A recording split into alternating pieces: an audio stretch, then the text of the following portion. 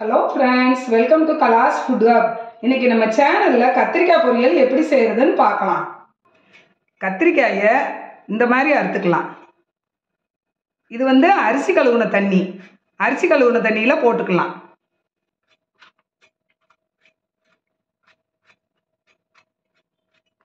ஒம்பது கத்திரிக்காய் அறுத்தாச்சு. கத்திரிக்காயை அறுத்து அரிசி கழுவுன தண்ணியில் போட்டால் கத்திரிக்காய் நிறமாறாமல் இருக்கும். ஒரு டேபிள் ஸ்பூன் பாசிப்பருப்பை நல்லா வறுத்து ஊற வச்சிருக்கிறேன். இதை குக்கரில் போட்டுக்கலாம். அடுப்பை ஆன் பண்ணிக்கலாம். பாசிப்பருப்பு போட்டு கொதி வந்துருச்சு. கத்திரிக்காய் அள்ளி குக்கரில் போட்டுக்கலாம்.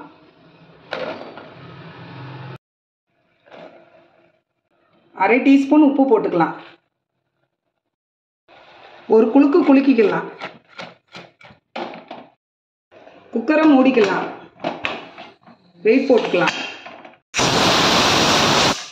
ஒரு சவுண்ட் வந்துருச்சு. அடுப்பை ஆஃப் பண்ணிடலாம். கேஸ் ரிலீஸ் ஆயிடுச்சு. குக்கரை திறந்து பார்க்கலாம்.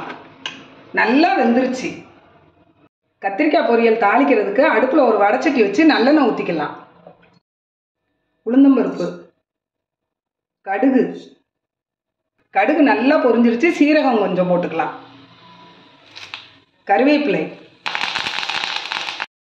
2 மிளகாய் வத்தலை கிள்ளி போட்டுக்கலாம். பொடியாக நறுக்குன சின்ன வெங்காயம் 1 கப். அடுப்பை சிம்மில் வச்சு நல்லா வதக்கிக்கலாம்.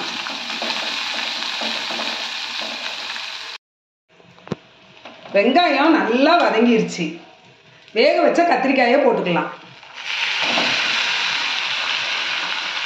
அடுப்பை சிம்மில் வச்சு லேசாக கிளறி கொடுத்துக்கலாம். இது கொட்டைப்பட்டி கத்திரிக்காய்.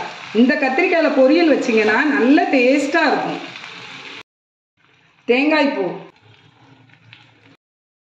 லேசாக பரட்டி விட்டுக்கலாம்.